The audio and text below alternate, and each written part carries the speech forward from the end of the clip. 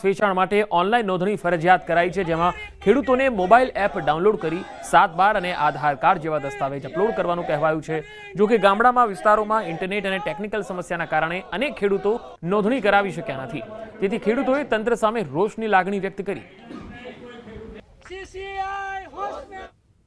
સંખેડા તાલુકાના કપાસ પકવતા તમામ ખેડૂતો અહીંયા મામલતદારશ્રીને આવેદનપત્ર આપી જે સરકારશ્રી તરફથી જે મોબાઈલમાં એડ નાખી અને રજીસ્ટ્રેશન કરવા માટેની એમને જાહેરાત કરી છે એ તદ્દન ખોટી છે અને એનાથી ઘણા ખેડૂતો વંચિત રહી જાય તેમ છે અને એ એપ ડાઉનલોડ થતી નથી અને વારંવાર ખેડૂતો રજીસ્ટ્રેશન કરે છે પણ એ ફેલ જાય છે।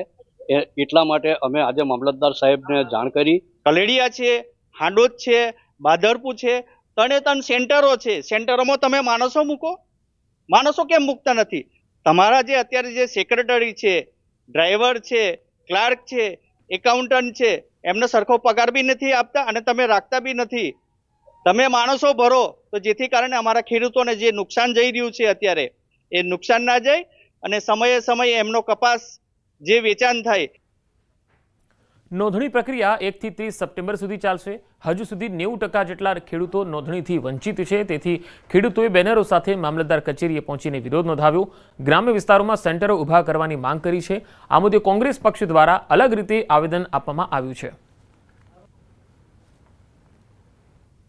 એડવાન્સમાં સરકારને આ બાબતની માહિતી અપાયા છે। આવેદનપત્ર દ્વારા અમે એવી માંગ કરી છે કે કલેડિયા, બાદરપુર અને હાંડોદ આ સીસીઆઈના 3 કેન્દ્રો છે। આ 3 કેન્દ્રો પર કપાસ નોંધવા માટેના ખેડૂતોનો કપાસ નોંધવા માટેની વ્યવસ્થા ઊભી કરવામાં આવે તો અમારા ખેડૂત કપાસ એમની નોંધણી કરવા માટે તૈયાર છે।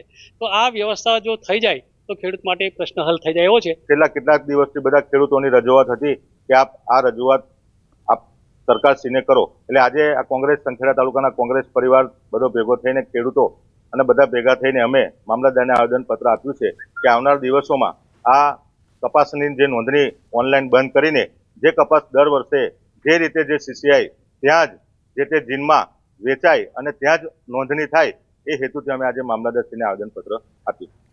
જૂનાગઢ જિલ્લામાં ડિજિટલ ક્રોપ સર્વે ખેડૂતો માટે માથાનો દુખાવો બન્યો।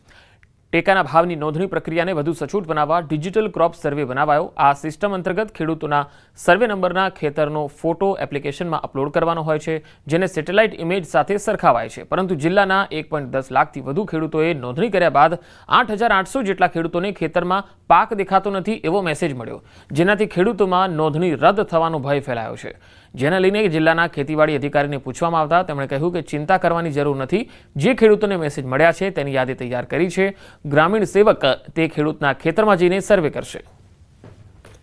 ટેકાના ભાવે રજીસ્ટ્રેશન કરાવ્યું છે, પણ જે પાક દર્શાવ્યો છે અમે અને અમારા જે પાક છે તે આવ્યો નથી, એ સેટેલાઇટમાં દેખાતો નથી, તો અમારે હવે ફરિયાદ કેને કરવી અને શું કરવી, તો આમાં સરકાર પૂરેપૂરું ધ્યાન દે એવી અમારા સર્વે ખેડૂતોની માગણી છે। ખેડૂત બિચારા અભણ છે કે જેથી કરીને એ લોકો આ કોઈ ઓનલાઈન કરી શકવાના નથી કે તમે જે ટેકાના ભાવે ખરીદી કરી અને ખેડૂતને સહાય કરવા માંગો છો તો તમે સીધું ખાતામાં નાખો ને, કારણ કે જે ટેકાના ભાવે ખરીદી થાય છે એમાં મોટા ભ્રષ્ટાચાર થાય છે। ડિજિટલ ક્રોપ સર્વે સર્વેયર દ્વારા, ખેડૂત પોતે અથવા તો ગ્રામ સેવક દ્વારા ભૌતિક ચકાસણી 3 મુદ્દા ઉપર આપણે કોઈ પણ રીતે સાબિત કરશું।